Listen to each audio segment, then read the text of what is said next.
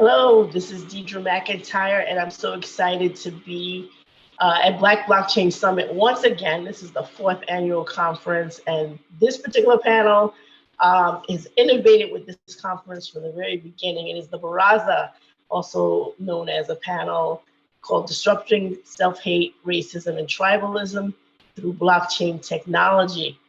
And I'm excited to bring Michael and Kevin, who are going to give a little bit about their backgrounds. And Sinclair Skinner brought this panel at the first conference, and I was a panelist on at the very first conference. And what is very interesting about this panel that we hope that we'll be able to convey is that the Western world, including many African Americans, have a tendency to believe that Africa is more like a country than a continent, that nations are analogous to Western European nations. So if I'm talking about, Nigeria, there's one set or two sets or four sets of Nigeria, not that there are 250 different ethnic groups. So we hope to be able to shed some light on the diversity and then the potential for blockchain to provide an economic improvement, not only for the continent, for the diaspora as well. So first I'd like to introduce Michael. Please give about 2 or 3 minutes about your background, your educational background, your ethnic background to our viewers. Thank you for the great introduction. My name is Michael Abraha. I am currently a product manager at an app development agency. I'm also involved in various aspects in crypto, have been a student, political science undergrad, and I'm wrapping up my master's in business currently.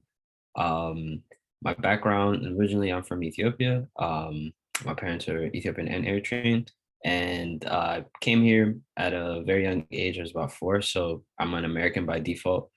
But aside from that, my introduction into blockchain and crypto has been evidently going to events and learning more and connecting with people, like-minded people. This is my 4th time attending the Black Blockchain Summit, and has been a splendid time every year, getting definitely better and better. I'd like to hand it off to Kevin, and you can introduce yourself as well. Hey, thank you. Thank you, Michael. So I am a psychologist. I am the head of sociology and psychology department at Grambling State University. My area of focus is in African-centered psychology and looking at the dynamics of trauma on the psyche of people of African descent, engaging in a discourse of how do we talk about the healing of such. And so this leads to us having a lot of deprivation around identity, and then especially this idea of self-hate, which is created by another condition. Then we'll talk more about that, unpack that, but also a psychologist, a former president of the Black Psychologist, and I am engaged in a variety of issues around travel to the continent to make sure that our people have a sense of self-identity, worth, and spiritual enlightenment. So the recent travel has taken us into the Gambia, but we move our people around to be able to have a realignment of who they are, not only in the context of them being, as you mentioned earlier, Michael, American or from some space of Europe, but also to be able to know that they are tied to something greater than that.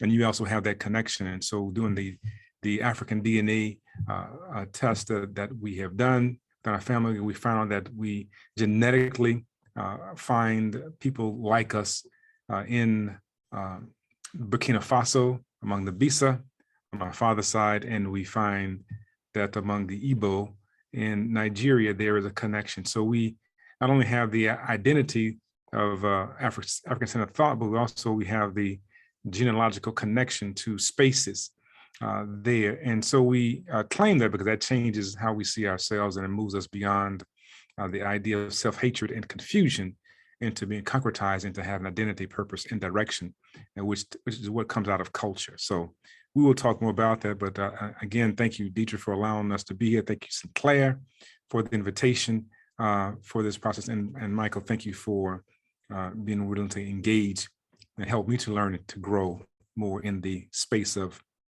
cryptocurrency and so forth. So thank you.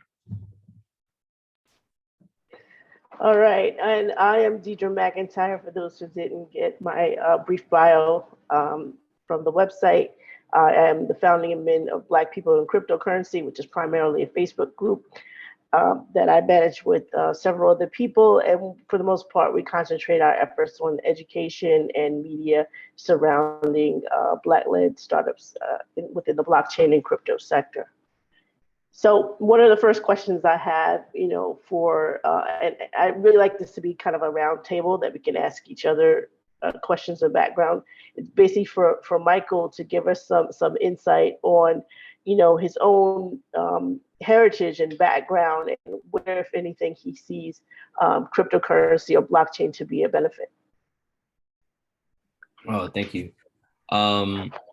It's there are many different aspects of how blockchain and crypto can have a positive impact in the developing world, particularly in Africa or just anywhere in Africa. But right now, like a lot of African countries have not moved from the government side to make it legal or make legislation more accessible for companies to come in. It has just been kind of like a gray area. Nigeria has experienced some pushback from the government relatively recently, like earlier this year.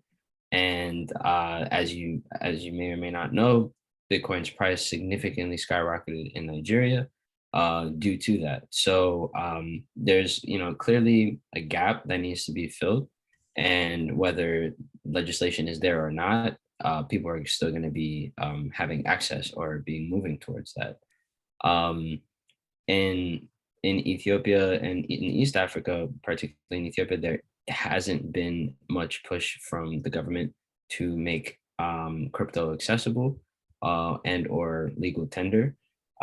What has happened though is, for example, Cardano has partnered up with the Ethiopian government to create identity tracking mechanisms for the education system, which has been relatively super interesting because this is happening at a time when there's a significant ethnic conflict happening in Ethiopia. And that is something that, piques many people's interest because it's, Charles Hoskins was a very pro, I'd say, decentralized and, helping growing communities in developing areas. He is partnered up with a government that is directly, in conflict with another ethnic group within the country. So that is slightly alarming. And we as Africans, or we as Ethiopians, we come into question is like, where could that lead, right? How could we keep major organizations and institutions accountable to working with government, whether it's the government or working with people on the continent, and having ensuring that everybody is equal. The current crisis is, like I had mentioned, an ethnic crisis that has been going on for about 9 months now. And what I do believe where crypto could come into assistance is the ethnic group that have been undermined and has been in the main conflict are the Tigrayan people of the north. And the moral of the story, what has happened could have been prevented, but there has been significant on both sides of the table has been rapid misinformation, some depending on what is real and what isn't real, that has blurred lines. So people have had trouble connecting, understanding what's going on. While back home, the Tigrayan region has been in a complete blackout, no electricity, telecommunication services have been shut off, accounts have been frozen, assets have been frozen, and things like that. So it's very hard to see transparency in when circumstances are very deep and grave, especially when a lot of people have been negatively affected. And Bitcoin can assist that, because to prevent hyperinflation and to kind of assist in providing access and to people's money and things like that is where I genuinely believe it can have a positive impact. Only problem is accessing that information, translating that information, and then giving people, cell phones and, being able to send and receive. Because if you don't have internet access, like, you're kind of in a situation where you can't participate, right, in sending or receiving money. But there are other platforms that can allow SMS, crypto, sending and receiving through text messages. And I feel like people have to build on top of what has already exists. So let me ask a question, just of clarity. Are you saying that 88 Cardano's Charles Hoskinson is aligning with the faction that is part of the problem that's going on in Ethiopia, or is he playing both sides, or what was that?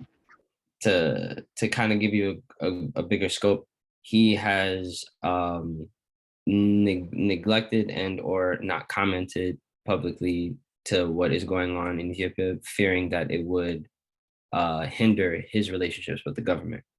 And that's what the conflict is the Ethiopian government is actively attempting to destabilize the Tigrayan region's local government. They're conflicting with, just like how we have states here, we have states there, but the states there have their own militia and they have their own, um, basically like micro military groups.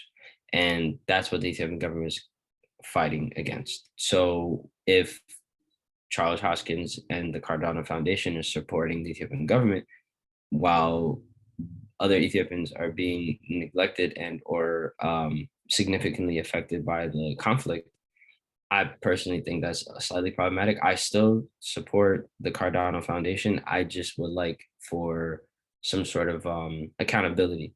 I don't know exactly what that would look like, but it may result in the Cardano Foundation severing their ties with governments that are actively negatively affecting their own people. That's something. Okay. Sorry.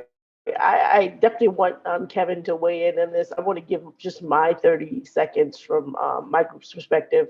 Our group, Black People in Cryptocurrency, we don't even allow people to post about 88 Cardano just because Charles Hoskinson has, even on his program, aligned himself with making positive statements of a tribute nature to Rush Limbaugh, who was an outright supremacist. Mm-hmm. So I think that a lot of times we're spinning our wheels as, especially as African Americans here, even before the Civil War in the United States, you had Black people who had, the first college degrees in the 1850s and 1860s. So we have a heritage of rising despite our circumstances. Mm-hmm. And yet we're not funded to do what the Charles Hoskinsons and others are done. And so as people of African descent, there's no way in the world we would go into a country that is almost basically on the verge of civil war. Certainly has aspects of genocide with human remains, finding their way into Sudan and stuff like that. There's no way in the world you'd go into a situation without consulting at least Ethiopians in the diaspora on the best ways that approach where we can help people. And then bring cryptocurrency, at least to bring resolution or something like that. There's nowhere in the world. So from my perspective, as someone from an outside and looking in, to me, it's just another case of, what we've traditionally seen people in the West and people in Europe who are more in the white supremacist, white nationalist ilk coming in for their own advantage so they can put, hey, we're in Africa, we're helping, but it's more of an opportunist situation than something that would serve African people. So definitely we're gonna bring this to the PhD in this matter and ask Kevin what his insight is. Well, what you speak to very clearly is the opportunist identity that goes along with white supremacist notions that we can come in and we can be the parents, the paternalistic nature that they often exhibit, as if Africans and other and entities or mere pawns or animals that they need to rescue or to support. And so we don't solidly look at and analyze these particular people as a group, right? To see who they align themselves up with. So Deidre, you mentioned that the alignment process, who does one support, that then determines pretty much how we should engage in those relations. And so this conversation about ethnic discourse, this conversation about economics and potentiality is grounded in the notion of, again, white supremacist ideology, the notion of exploitation of African people and the continent. We know that we talk about cryptocurrency as being one modality of resource generation. We also know that the wealth of the world is predicated on what comes out of Africa. And so the idea of disrupting the identity, the politics of a population allows the oppressor to come in and perpetually control the resources. So we know the wealth of what comes out of Ethiopia, for example, and the resources. We know about bauxite, and we know about tantalite and coltan. We understand even the tea that the Queen of England sipped on this morning did not come from Europe. So we know that it came probably from Madagascar, someplace in the East. And so we are very conscious and cognizant of the need to have a population to see itself as being bifurcated, not only by the arbitrary lines of the Council of Berlin, but bifurcated among the lines that they begin to draw up among so-called ethnic or tribal groups. And so it is always fueled by this idea of white supremacists. And secondly, it gains its advantage in this idea of African self-hatred. And so part of the panel discussion is about self-hate, right? And how do we disrupt that? And when we recognize that there is self-love, it's difficult for someone to come in and to create a moment of discourse among ourselves. I'll say it this way, that once I love myself, it doesn't matter what you have to say about me. And so what's critical to our conversation is to understand, how do we begin to create a condition of a mental or a mind shift of a population so that it can, one, as you said, critically analyze what's coming into it, right? What's coming into its space. It can also assess who it is and what it is for its own purpose, its own merit, and then begin to function on the interest, on the best interest of what it means to be a people. And so that's the thing that is perpetually our problem within the African world in general, is that not for us, many of us that are here, but in general, we this idea of owning our oppressor's identity of who we are, and beginning to uphold that, even when we're talking English, in this conversation, there is a major challenge. So to be able to interrogate those that come into our space, and to be able to analyze what's in our best interest, is the first order of understanding the power of an African identity as an African people first, right?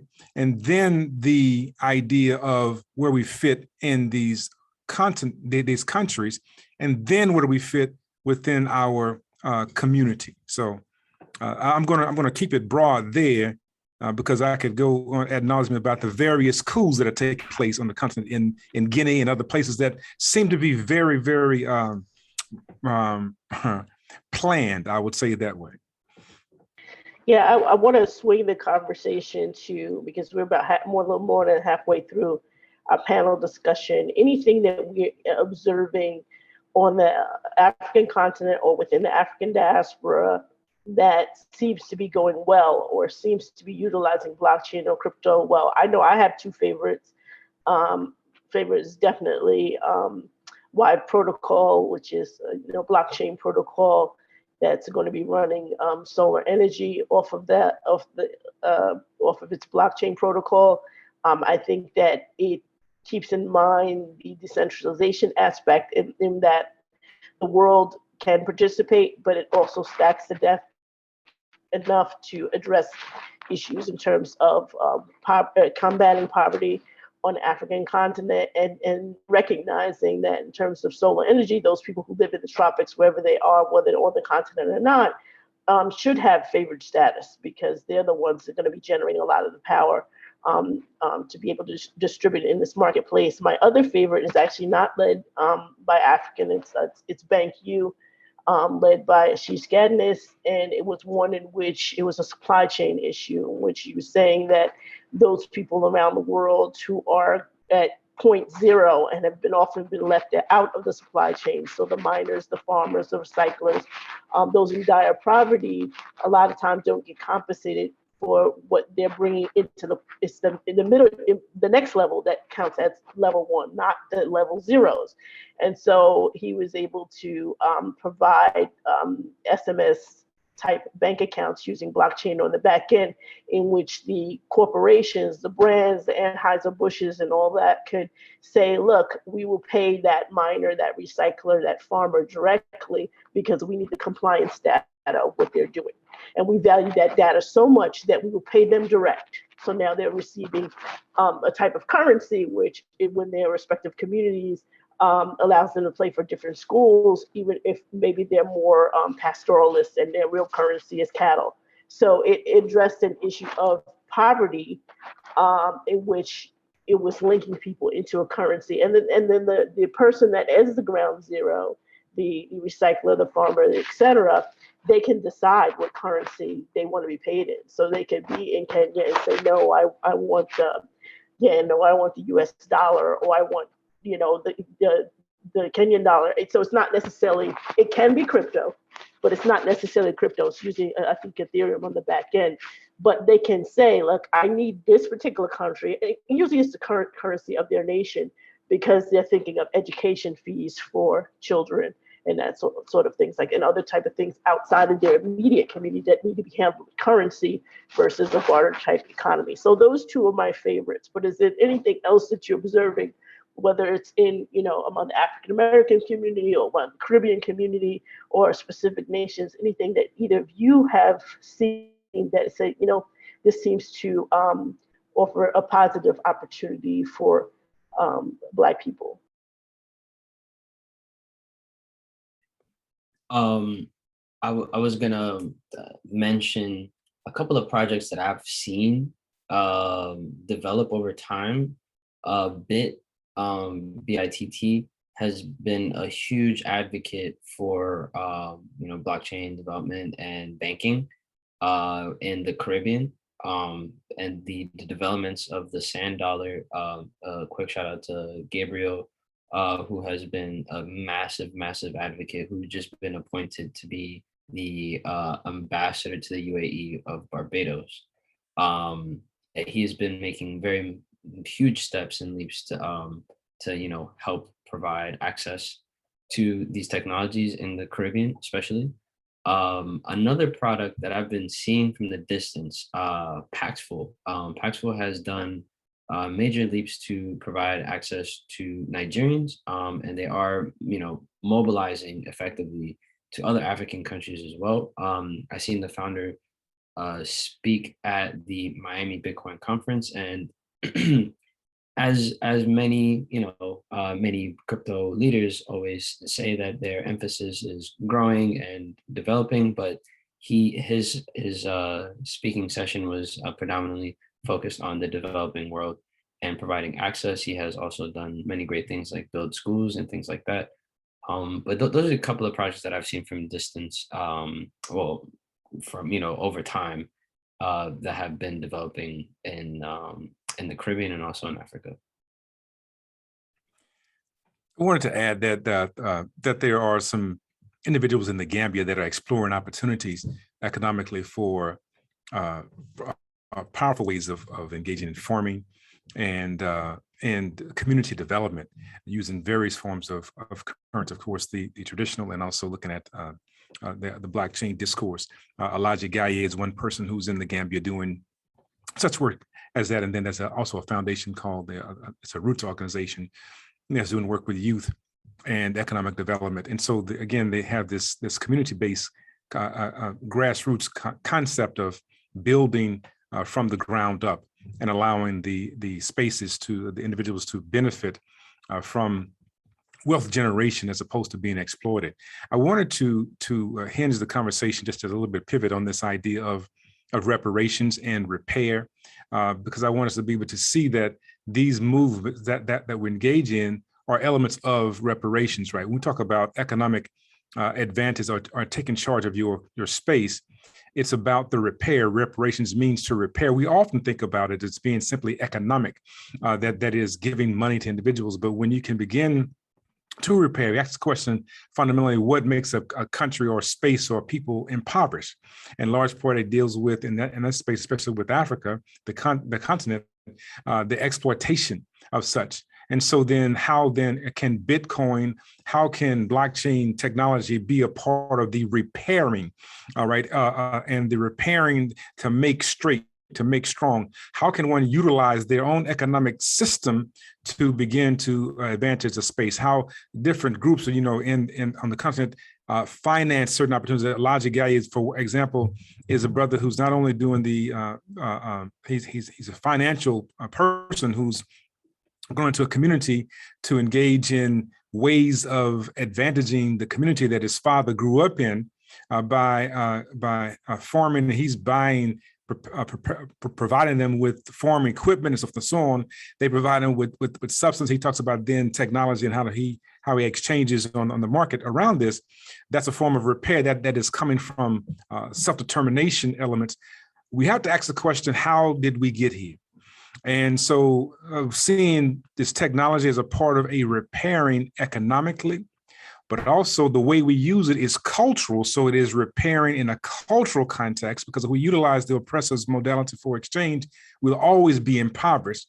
And also we talk about repairing again psychologically, right? How do we see ourselves in the process of this exchange? Because we can become exploiters of one another through the same technology that we have been exploited before.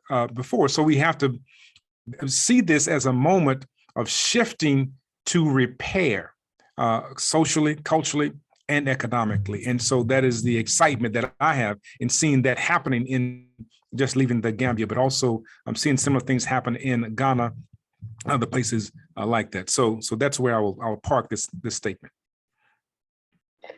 I think we could take a few seconds also to talk about the potential of the future.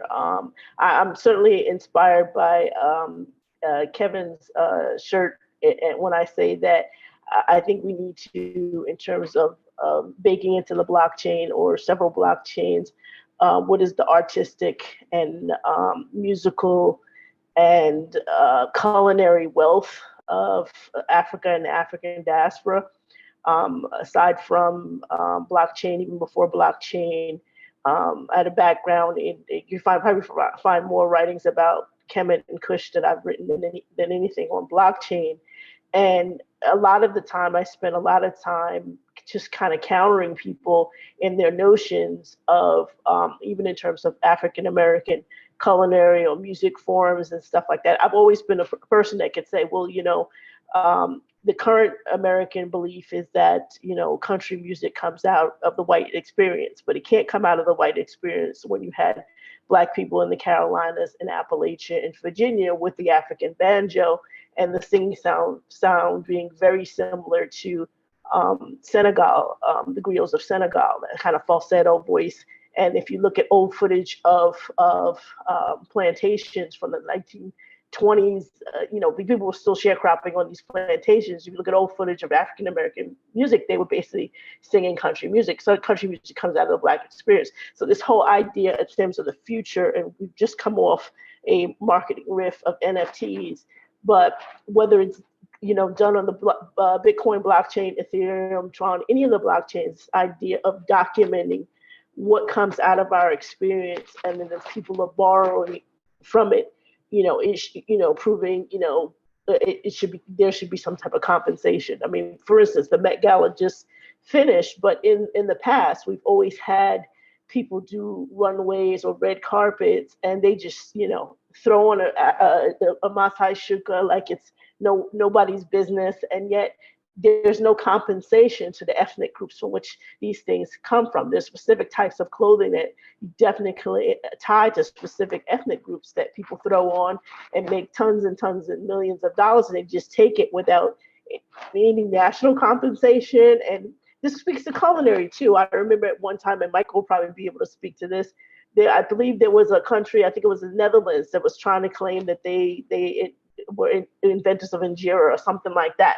There's kind of this putting this into the documentation of in terms of the future and how do we prepare what is this massive amount of wealth from various ethnicities of the African continent as well as the African diaspora. So Michael, you wanted to say something on that? Yeah, it's really interesting you brought that up, because I read about that years back. Essentially, from my memory, I remember it was some Dutch farming company was attempting to patent the process of growing teef, which is the main component of injera, which is like what we, the bread that we eat every with all our meals. And it's just, it was just very mind blowing how as a that they were attempting to patent a process that had been existing for thousands of years.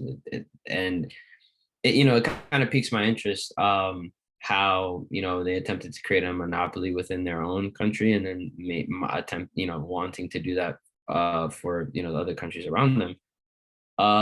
It's things like this is nothing new to us, as you mentioned. Various distinctions of how our culture or traditions have been adopted and misappropriated. I believe, like, for an example, when it comes to physical goods, it might be a little bit more difficult to demand and or request for distribution of like the money earned, right? But for an example, I can see when things are automated, such as like artwork and music, with the rise of NFTs, we have seen such a runway of opportunities for artists, creators to be able to authenticate and also maintain ownership for the longevity of the artwork, and indefinitely being able to earn from that. So I think we are moving in that direction, where transparency and being authentic is going to be the leading cause of things, especially when people are getting paid. We can see how that can trickle down to the music industry. We can see how that can trickle down to the arts, which would be super beneficial. Kevin, would you like to also comment on this? So yes, so there, Deidre, you brought up some powerful points, right? I wanted to revisit this idea of co-opting. We use very sanitized language, right? Talking about borrowing. No, it's thievery, right? And we have to call it for what it is, right? Even human trafficking rather than slavery is important. But when we talk about the cattle industry, for example, in the U.S., we know that they are cowboys, and so when white men engage in that work, they were called cattlemen. So we know then that the technology for understanding open grazing in this country comes out of West Africa, or because if you even go to West Africa now, you will find open grazing of cattle. You even find the longhorn. I saw it in the Gambia, the same longhorn that's in Texas. And so this technology of understanding how the West expanded itself economically is an African enterprise. But even what they cooked while they were in the space, for example, the idea of the pancake is an African invention. And so we have individuals benefiting, procuring the genius of African people, building wealth. And so we are missing out on those opportunities. We even know that in Carolina, it was called the Carolina Gold. Carolina Gold was the rice that was grown that when they brought over Africans from the Gambia region, Senegambia region, Sierra Leone, and other places to harvest this particular rice, and they understood how to take the water from the ocean that had salt in it to filter it out to then make it a sweet water or fresh water to grow rice. And so this technology of rice and Carolina Gold was called Carolina Gold because it saved the economy of the United States on its own, but also the technology for understanding how cotton is to be utilized in fabrics comes out of West Africa as well. And they imported Africans to engage in that technology on top of the technology to pull the seed out of the cotton was African invention. So the point I'm making here is that the African genius has been utilized across all of these mediums. And so we can talk about the procuring, the stealing, the proffering of African genius that has built the economy. And this is why I go back to, I always saying this idea of reparations is critical. And so we cannot have sanitized language to say that somebody simply borrowed. No, when they come and take your stuff, it's stealing. And we have to be able to call thievery for what it is, and then begin to talk about how do we repair. Two levels. We repair one by identifying what is within us that has still needs to be tweaked or adjusted. And two, who has done the damage. Now, the order may have to shift depending on what we have having to face. But the reality is that the technology, the genius, as well as the resources that have created this reality for Europeans has come from Africa. And I would close by even saying the Gold Coast of Africa is called such because it was the gold that was utilized to build, again, the foundation of the economy in the U.S. Among other places. So when we talk about Carolina Gold, we're saying the rice saved. We talk about the cotton. Cotton was king. It saved the country. And also the U.S. built its economy on the gold that came from someplace else. So the reality is then that when we talk about this blockchain technology in this conversation, I love it when you say that we have to take it deep and understand the technology. You start off talking about this, the shirt that came from a brother out of Benin. But the iconography, the imagery on it is out of the Ghana region, the Adinkra symbol. But the technology is our stuff. The tie-dye. Last one. We have tie-dye. We have like about a minute left, but we need at least 80 minutes for this particular panel. But just kind of to close it all out and round it out, really addressed some of the issues that the anti-poverty measures that blockchain could resolve. The continuing issue of very funded, not simply white males, but very funded that are out, alt-right, white supremacists. Not even talking about conservatives. I'd take a Bush conservative any day at this point. But you have this, right fringing that are the most funded that are coming to Africa and making decisions. They don't do it with the consultation with the African diaspora or even the African American diaspora. It's kind of very paternalistic, as Kevin has said. We know best. And we'll take what we can. And then we've also talked about some of the positives that are coming out of the African continent in terms of Paxful and of course Wive and BankU and a few others. And then this future need of documenting and actually reclaiming, repairing, as Kevin has said, and bringing back that which we own, because it's so many valid points.